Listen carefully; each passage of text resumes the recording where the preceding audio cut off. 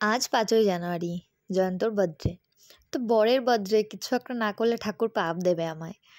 তো তাই জন্যে আমি এই কেকটা অর্ডার করেছিলাম আলিপুরদুয়ার জামলোস কেক থেকে। দিদিটা সত্যিই অনেক সুন্দর কেক বানায়। আমি শুধু আইডিয়াটা বলেছিলাম, দিদি বানিয়ে দিয়েছিল। যেভাবে বলেছিলাম সেম সেভাবেই বানিয়ে দিয়েছে। কেকটা দেখে আমার মনটা ভরে গেছে। তোমাদের যদি কারো প্রয়োজন হয় নাম্বার চাইলে আমি দিয়ে দেবো।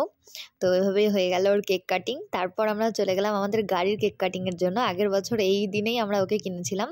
তো সেই ক্ষেত্রে ওর 1 বছর হলো আজ। তো সেই জন্য ওর জন্য একটা কেক কিনেছিলাম। এটাও সেই দিদি থেকেই এনেছিলাম। তারপর আমরা চলে গেলাম আলিপুরদুয়ারে ডুয়ার্স উৎসব হচ্ছে, ডুয়ার্স মেলাতে। ডুয়ার্স মেলাতে যাওয়া মানেই খাওয়া দাওয়া। তো ওখানে গিয়ে প্রথমে আমি খেয়ে নিলাম ফুচকা। দারুণ ছিল ফুচকাটা।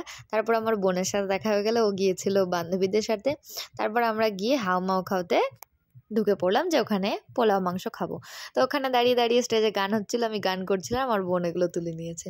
হাওমাও খাওয়াতে পোলাও মাংস আর অ্যাংরি বিনস খাওয়ার পর ভাবলাম জায়গা থেকেও পোলাও মাংস ট্রাই করা যাক, পাশেই ছিল। তো ট্রাই করার পর দেখলাম না, হাওমাও খাওয়াটাই বেটার ছিল। তারপর আবার আমরা মেইন স্টেজের ওখানে চলে গেলাম গান শুনতে। ওখানে গিয়ে ওর বন্ধুর সাথে দেখা হয়ে গেল। ও কি খুশি যে জন্মদিনের দিন দেখা হয়েছে, চল তোকে কিছু খাওয়াবো। ও বলছে না খাবো না, পেট ভর্তি, বলে না তবু খেতেই হবে। তারপর গিয়ে এগরোল অর্ডার দিল।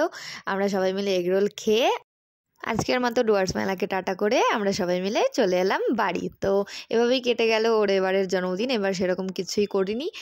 আশা করি তোমাদের এই ছোট্ট মিনি ব্লগটি ভালো লাগবে। ভালো কমেন্ট শেয়ার করতে ভুলো না। দেখা হচ্ছে আবার অন্য কোনো ভিডিওতে।